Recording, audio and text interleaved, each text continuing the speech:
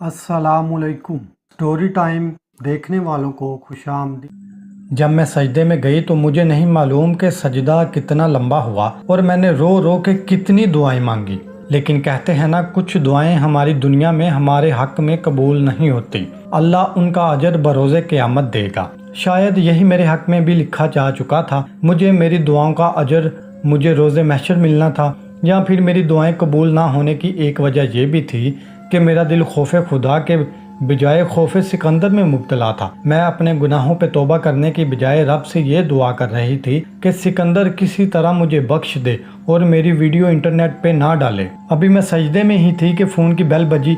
मैंने ऑन करके लर्जते हाथों से फ़ोन उठाया तो भाई का नंबर था। कॉल पिक की तो भाई ने तहमकाना आवाज़ में हुक्म दिया, सामान लेके गेट पे आ जाओ जल्दी। दिल ज़ोर ज़ोर से धड़क रहा था। अगर भाइयों को या बाबा को पता चल गया कि मैंने ये सब किया है तो ये सब लोग मुझे जान से मार देंगे। हम लोग 7 बजे के करीब घर पहुँचे।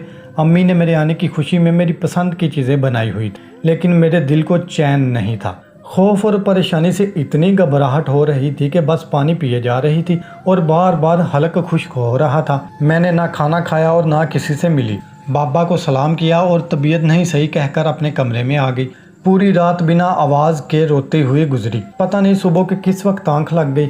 11 बजे मुझे अम्मी ने उठाया कि उठ जा, तेरी चाची और मोहल्ले की कुछ औरतें मुबारक देने आई हैं तेरी पढ़ाई पूरी होने की। 3 बजे मैंने डरते डरते लैपटॉप ऑन किया।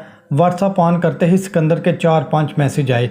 कैसी हो मेरी जान, घर पहुंच गई खैरियत से। सिकंदर ने कल वाली वीडियो भी भेजी थी। मेरी आंखों से आंसू रुकने का नाम न ले रहे थे और सितम ये था कि मैं खुल के रो भी नहीं सकती थी, क्योंकि हमारे घर का माहौल ऐसा था कि इंसान ना अपनी मर्जी से जी सकता था ना मर सकता था। ये भी गनीमत था कि बाबा और भाई डेरे पे होते थे। 3 बजे सिकंदर ऑनलाइन हुआ और मुझे व्हाट्सएप पे कॉल की। मैंने कॉल बिजी की तो साथ ही उसका मैसेज आ गया, अब कॉल पिक ना की तो अंजाम अच्छा ना होगा। मजबूरन मुझे कॉल पिक करनी पड़ी। कैसी हो स्वीट हार्ट? यार सिद्रा, एक चीज़ माननी पड़ेगी, तू वाकई बहुत हार्ट है।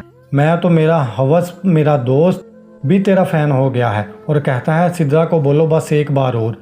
ये कहकर सिकंदर ने कहका लगाया। सिकंदर की बातें मुझे अंदर तक चीर रही थीं, लेकिन मैं कुछ भी नहीं कर सकती थी। सिकंदर, मैंने तुमसे मोहब्बत की थी, लेकिन तुमने मुझे मोहब्बत और मेरे ट्रस्ट का ये सिला दिया। मैं तो बर्बाद होगी, अब मर जाऊंगी या मार दी जाऊंगी, लेकिन ये कर्ज तेरी बहन बेटी चुकाएगी। ये कहते हुए मैं रो पड़ी। कौन सी बहन, कौन सी बेटी? सिकंदर ने कहका लगाते हुए कहा, आपकी बहन अलीना, और मैं कॉल करके उसे ये सब बता दूंगी। बता दो, I don't care sweet heart. वैसे सिद्रा जान, आपकी इन्फॉर्मेशन के लिए अर्ज कर दूं कि वो मेरी बहन नहीं और ना ही मेरी कोई अम्मी है। चलो आज तुम्हें बताता हूं कि तुम्हें अपने बिस्तर तक लाने के लिए मुझे कितने पापड़ बेलने पड़े। मेरी जब तुमसे बात हुई तो मैंने शरीफाना रवैये इसलिए रखा था कि तुम मुझसे इम्प्रेस होकर मुझसे मिलने आ जाओगी, लेकिन तुम बहुत पक्की थे। भले तुमने बात करने और करीब आने में इतनी देर नहीं लगाई थी, लेकिन ये मानना पड़ेगा कि मिलने पर तुम्हारा अटल फैसला मुझे हैरान कर गया था। इसलिए मैंने तुम्हारे सामने अपना किरदार और मजबूत किया। लेकिन इसके बावजूद जब तुम मिलने के लिए तैयार नहीं हुई तो मजबूरन मुझे एक कॉल गर्ल को पैसे देके उसे अपनी बहन बनाना पड़ा। सिकंदर बड़े फख्र से बताए जा रहा था और मैं रोए जा रही थी। और सिद्रा जान, तुम्हारे मिलने के इनकार ने मुझे तुम्हारा दीवाना बना दिया था। मुझे यकीन हो गया था कि इससे पहले तुम्हारी ज़िंदगी में कोई मर्द नहीं आया होगा, तुम किसी के पास सोई नहीं होगी। सिद्रा डार्लिंग, मैं ऐसी लड़की कैसे जाने दे सकता था जिसके साथ पहली बार मैं मिल सकता था, और वो भी बिल्कुल फ्री, सिर्फ मोहब्बत के चंद बोल के बदले। तुम लड़कियां कितनी बेवकूफ़ होती हो। तुम्हें 10 लाख दिए जाएं तब भी किसी को छूने ना दो, और मोहब्बत के नाम पे अपनी इज्जत भी दे देती हो।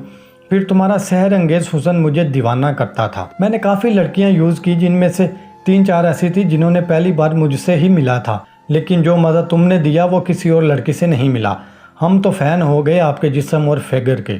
सिकंदर ने कहकहा लगाया। तुम झूठ बोलते हो कि अलीना तुम्हारी बहन नहीं, इस डर से कि मैं उसे तुम्हारे करतूत ना बता दूं, लेकिन मैं उसे ज़रूर बताऊंगी कि मैंने गुस्से से सिकंदर को धमकी दी। सिद्रा डार्लिंग, शौक से बताना, जो उसके पास मोबाइल था वो भी मैंने ले के दिया था, क्योंकि अगर वो अपने नंबर से बात करती तो मैं फंस जाता। एक कॉल गर्ल को बहन बनाने पे भी तुमने ही मुझे मजबूर किया था। अगर तुम आसानी से मुझे मिल लेती तो मुझे ये सब ना करना पड़ता। मुझे पता था कि मैं जितना भी शरीफ बन जाऊं तुम मुझसे मिलने कभी नहीं आओगी, इसलिए मैंने अलीना को अपनी बहन शो करवाया, तुम्हारे घर रिश्ते मांगने का ड्रामा किया। मुझे पता था तुम ऐसे ट्रिप हो जाओगी। फिर अलीना ने किसी औरत से तुम्हारी माँ के तौर पर बात करवाई ताकि तुम्हें लगे कि मेरी पूरी फैमिली तुम्हारी दीवानी है और तुम्हें बहू बनाना चाहती है। सिकंदर ने कहका लगाते हुए कहा, मैं खून के घूंट पी के अपनी बेवकूफ़ी पे मातम कर रही थी और देख लो तुम मेरे इस जाल में फंस गई। तुम लड़कियों की ये कमज़ोरी है, जैसे ही लड़के अपने घर वालों का जिक्र करते हैं तुम लड़कियों से या फिर किसी लड़की को अपनी बहन कहकर उससे बात करवा देते हैं। तुम लोग पागल हो जाती हो और ये सोचती हो कि अब कभी धोखा नहीं देगा। वैसे जब तक तुम जैसी बेवकूफ़ लड़कियां हैं इस दुनिया में, हमें ऐसा माल मिलता रहेगा, वो भी फ्री में। सिकंदर का एक एक लफ्ज़ सही था, हम लड़कियां ही बेवकूफ़ हैं। सिद्रा जान, तुम्हें अपने बेड तक लाना मेरा बहुत खर्चा हुआ, वो सब तुम दोगी। 20,000 अलीना को दिया बहन बनाने का, होटल का खर्चा, खाने का खर्चा, गाड़ी का एक दिन का रेंट 5,000 होता है, फिर उस गाड़ी में पेट्रोल। तुम ऐसा करो सिर्फ 2 लाख दो, तुम्हारी दोनों वीडियो डिलीट कर दूंगा। मैं चुपचाप अपनी बर्बादी की दास्तान उसी के मुंह से सुन रही थी जिसने मुझे बर्बाद किया था और सोच रही थी मेरी खरबों की इज्जत आज किसी गिनती में नहीं। जवाब दो सिद्रा डार्लिंग। सिद्रा, सिकंदर, मैं क्या जवाब दूं तुम्हें? अल्लाह पूछेगा। अल्लाह तो पूछेगा जब उधर जाऊंगा। फिलहाल ये बताओ कि पैसे कब दे रही हो? और हाँ, बस एक बार और मिल लो मुझे यार, बहुत याद आता है तुम्हारा जिस्म। सिकंदर, अल्लाह का वास्ता है, मैं कहाँ से लाऊं पैसे? मेरे पास नहीं है। जहाँ से मर्जी लाओ, ये मेरा मसला नहीं। मंगेतर से ले लो, अम्मी से ले लो, घर से चोरी उठाओ, 1 वीक का टाइम है तुम्हारे पास। पैसे दो और अपनी वीडियो डिलीट करवा लो। पैसे लेने के बाद बताऊंगा कि मिलना कैसे है, कहाँ मिलना है। अगर तुमने पैसे ना दिए तो मैं तुम्हारी वीडियो बेच के 2 लाख पूरा कर लूँगा। क्या वीडियो है यार? जब तुम्हारे गांव और तुम्हारे घर का एड्रेस साथ दूंगा तो 2 लाख से ज़्यादा ही मिल जाएंगे। सिकंदर की कॉल बंद हुई तो मुझे अपनी सांस रुकती हुई महसूस हुई। अब मैं पैसे कहाँ से लाऊं? 2-3 दिन ऐसे ही रोते और सिसकते गुजर गए। तभी बाबा ने कहा कि माँ का घर के काम में हाथ बटाया दिया कर पुत्र, और साथ ही ये भी कहा कि अपना लैपटॉप चाचू की बेटी को दे दो, कुछ दिन के लिए उसे ज़रूरत है। लैपटॉप देने का सुन के तो सांस हलक में अटक गई, लेकिन बाबा को इनकार करना बहुत मुश्किल बल्कि नामुमकिन था। ठीक है बाबा, दे दूंगी, शाम को कुछ नोट्स हैं लिख लूँ। लिख ले पुत्र, शाम को दे देना। बाबा ने हुक्के के कश लगाते हुए इजाज़त दी। और तेरा मोबाइल किधर है पुत्र? अब तुम घर आ गई हो ना, उसकी ज़रूरत नहीं, बरादरी वाले बातें करेंगे। बेटी को मोबाइल दिया हुआ है, तुम अपना मोबाइल भी दे दो। अब तो मेरी हालत मरियल कुत्ते से भी बदतर हो गई थी। अब्बू शाम को दोनों चीज़ें दे दूंगी, लेकिन वो सिम ख़राब है, कभी चलती है कभी नहीं चलती। कोई गल नहीं पुत्र, सिम का क्या करना है, मोबाइल दे देना शाम को माँ को। ये कहते हुए बाबा बाहर चले गए और मैं रूम में आ गई। लैपटॉप ऑन किया और उसमें से अपनी सारी पिक डिलीट की, सिकंदर की पिक डिलीट की, फेसबुक आईडी डिलीट की। सिकंदर को मैसेज किया कि घर वाले लैपटॉप और मोबाइल ले रहे हैं, कि अब स्टडी ख़त्म हो गई है तो मोबाइल और लैपटॉप की ज़रूरत नहीं, और प्लीज़ खुदा का वास्ता मेरे साथ कुछ भी गलत मत करना, वीडियो डिलीट कर देना। सिकंदर का फ़ौरन रिप्लाई आ गया, ये तुम्हारा मसला है, मेरा नहीं। मैं 1 वीक तक वेट करूंगा, अगर मुझे इससे रब्ता ना किया और पैसे ना दिए तो तुम्हारी दोनों वीडियो बेच दूंगा। ये कहकर वो ऑफलाइन हो गया और मैं बाद में पागलों की तरह उसे अपनी मोहब्बत अल्लाह रसूल के वास्ते देती रही कि ऐसा ना करना। फिर व्हाट्सअप भी अनइंस्टॉल कर दिया। शाम को लैपटॉप और मोबाइल मैंने घर में वालों को दे दिया। दिल में मुसलसल बेचैनी और खौफ था कि पता नहीं अब क्या होगा। कभी सोचती थी कि सिकंदर इस हद तक नहीं जाएगा, कभी कहती वो चला जाएगा इस हद तक। इसी कश्मकश में मैं 1 महीना गुजर गया और मैं चाह के भी सिकंदर से रब्ता ना कर सकी और ना घर से पैसे उठा सकी।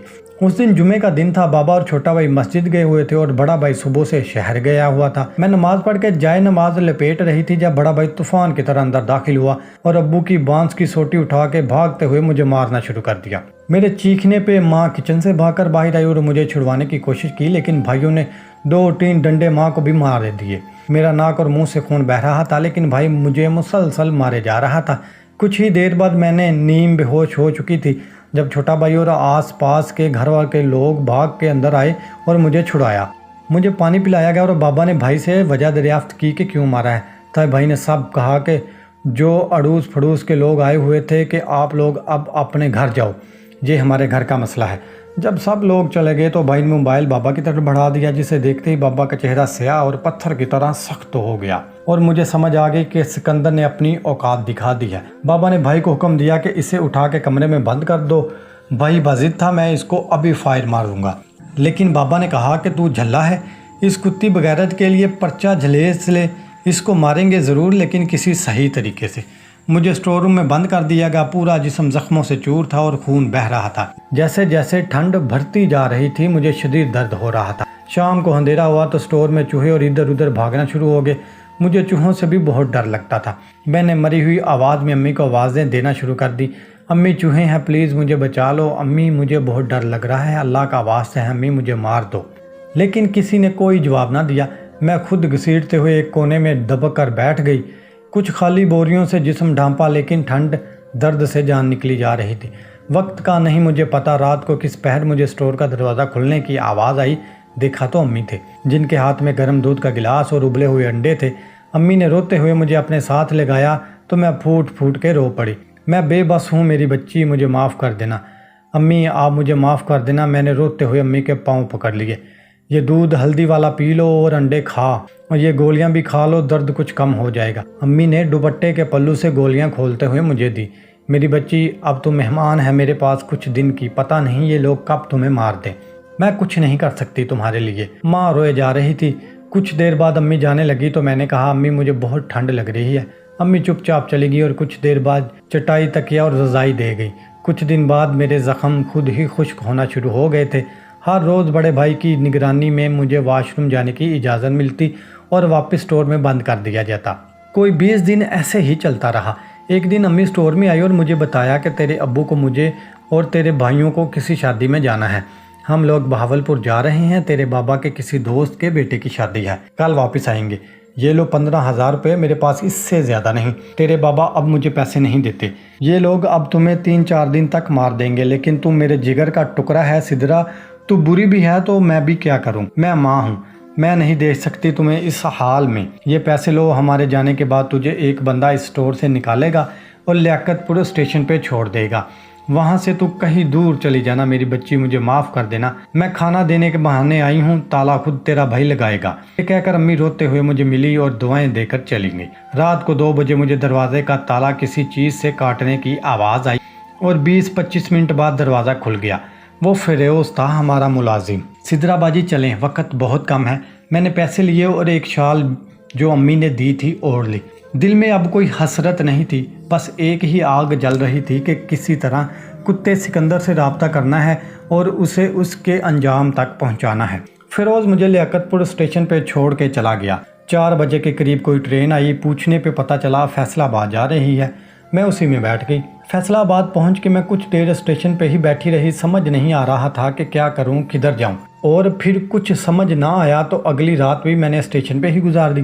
دوسرے دن ایک کنٹین والے نے جس سے میں نے کھانا لے رہی تھی پوچھا کہ آپ کو کیا مسئلہ ہے باجی، آپ کل سے ادھر ہی ہو؟ میں نے اس سے جھوٹ بولا کہ بس گھر والوں سے ناراض ہوں، میرا شوہر کراچی سے مجھے لینے آ رہا ہے، اور باتوں باتوں میں اسے گرل ہاسٹل کا پوچھ لیا۔ گرلز ہاسٹل میں 2 ماہ کے ایڈوانس رینٹ پہ مجھے رہائش مل گئی، کیونکہ میرے پاس ID کارڈ وغیرہ کچھ بھی نہیں تھا، اور یہ ہاسٹل بھی بہت زیادہ لو معیار کا تھا، لیکن رہائش مل گئی تھی، یہی غنیمت تھا۔ مجھے ایک لڑکی کے ساتھ روم شیئر کرنا تھا، رینٹ دے کے میرے پاس صرف 1000 روپیہ بچا تھا، اس لیے اب کام کرنا ضروری تھا، اور کام بھی ایسا کہ جس میں بہت زیادہ پیسہ ہو۔ میں نے اپنی روم میٹ سے بات کی جو کسی پرائیویٹ آفس میں کام کرتی تھی اور بہت بولڈ بھی تھی۔ اس نے کہا کہ میں بات کروں گی۔ دوسرے دن اس نے مجھے بتایا کہ باس نے کہا ہے انٹرویو کے لیے، اور آنکھ مارتے ہوئے کہا کہ خود کو سلیکٹ ہی سمجھو۔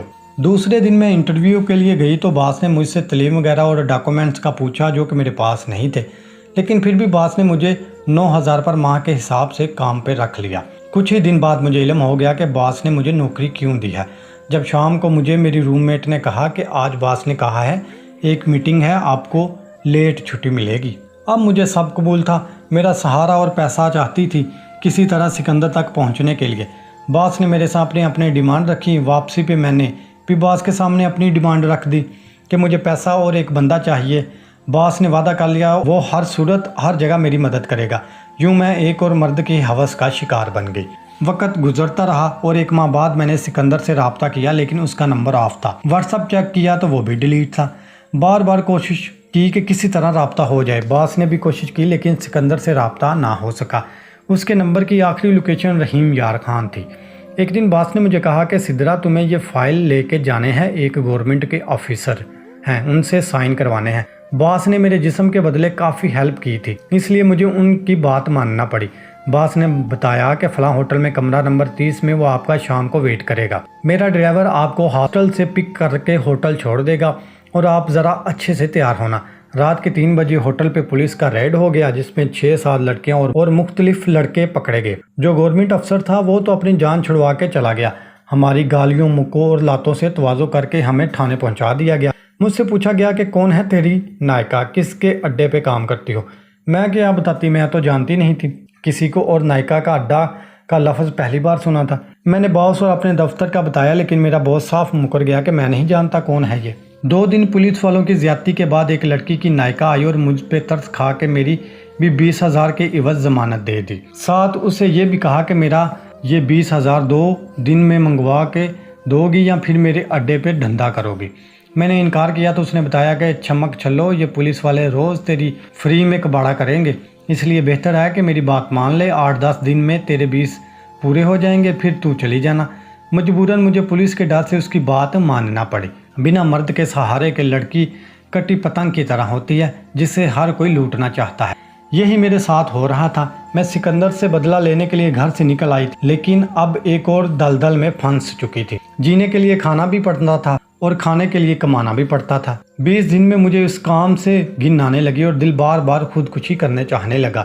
اسی اثنا میں میری نائکا نے بتایا کہ ہم لوگ لاہور جا رہے ہیں، ایک ہوٹل نے 3 لڑکیاں کو 1 ماہ کے لیے بک کیا ہے، تم بھی تیاری کر لو۔ مجھے اس نے بتایا کہ ایک بار جب تم کسی مرد کے پاس جاتی ہو تو 300-400 ملتا ہے، اس لیے تمہارا ابھی صرف 10,000 اترے ہیں 20 دنوں میں، اور ساتھ یہ بھی کہا کہ اگر میں پولیس سے چھڑوا سکتی ہوں تو دوبارہ پولیس کو پکڑوا بھی سکتی ہوں۔ ہم لاہور آ گئے، جہاں پہ روز ہی ہمیں ہوٹل جانا پڑتا۔ 5-6 نائٹ کے بعد ایک رات کو ایک بار پھر چھاپا پڑا اور ہمیں پکڑ لیا گیا۔ ایک بار پھر میری نائکا نے مجھے کہا کہ 50,000 مانگ رہے ہیں، چھوڑنے کا کہو تو دے دوں۔ مرتا کیا نہ کرتا، میں پولیس والوں سے بہت ڈر گئی تھی، اس لیے ہاں کر۔ ایک رات ایک کلائنٹ مجھے اپنی کوٹھی پہ لے گیا اور اسے میں بہت پسند آئی۔ اس نے فیس کے علاوہ مجھے 50,000 روپے دیے اور اپنا کارڈ دیا کہ اگر چاہو تو یہ کام چھوڑ دو، میں خرچہ دوں گا۔ میں نے وہ پیسے آ کے اپنی نائکا کے منہ پہ مارے کہ اب مجھے جانے دو، لیکن اس نے کہا کہ ابھی 10,000 اور رہتا ہے، وہ دو، نہیں تو میں پولیس کو بلاتی ہوں یا دھندا کرو۔ اور پولیس کے ڈر سے میں پھر رک گئی۔ اب میرا حسن ماند پڑ گیا تھا، چہرے پہ چھائیاں اور داغ، رنگ بھی کالا ہو گیا، تو جب بھی چہرہ دیکھتی ایسا لگتا مجھ پہ لعنت برس رہی ہے۔ تبھی ایک دن میری ملاقات ہمارے اڈے پہ بلقیس سے ہوئی اور اس نے مجھے بتایا کہ وہ بھی مجبوری میں یہ کام کر رہی ہے اور چھوڑنا چاہتی ہے۔ مصطفیٰ شاہ، میں اکتا گئی تھی اس زندگی سے، اب رب سے معافی مانگنا چاہتی تھی۔ میں چاہتی تھی کہ کسی طرح اس ذلت بھری زندگی سے جان چھوٹے۔ میں رب سے ہمیشہ یہ دعا کرتی تھی کہ مجھے ایک موقع دو، میں توبہ کر سکوں، کیونکہ مجھے پتا تھا رب میرا ماضی بھلا کے مجھے معاف کر دے گا، کیونکہ وہ معاف کرنے والا ہے۔ اور پھر میں بلقیس پہ بھروسہ کر کے اس کے ساتھ کراچی آ گئی۔ اس کے بعد جو بلقیس اور اس کے شوہر نے کیا وہ سب آپ کو بتا چکی ہوں۔ اور پھر اس رات آپ مجھے ملے، میں جس موقع کی دعا کرتی تھی رب نے مجھے وہ موقع دے دیا۔ سدرا اپنی پوری بربادی کی اس داستان میں زیادہ روتی ہی رہی تھی، کبھی میرے ہاتھ پکڑ لیتی، کبھی چھوڑ دیتی۔ اس کی یہ داستان سن کے پتہ نہیں کتنی بار میری آنکھیں بھیگی، اور اب وہ بچوں کی طرح اونچی آواز میں رو رہی تھی۔ رو تو میں بھی رہا تھا۔ پرائیویٹ ہاسپٹل کے وارڈ کا یہ بھی فائدہ ہوتا ہے کہ بیڈ کے چاروں طرف پردے لگے ہوتے ہیں۔ میں نے چپکے سے سدرا کے پاس ہوتے ہوئے اسے گلے لگا لیا، کیونکہ اس سے بہتر میرے پاس اسے دینے کے لیے کچھ نہیں تھا۔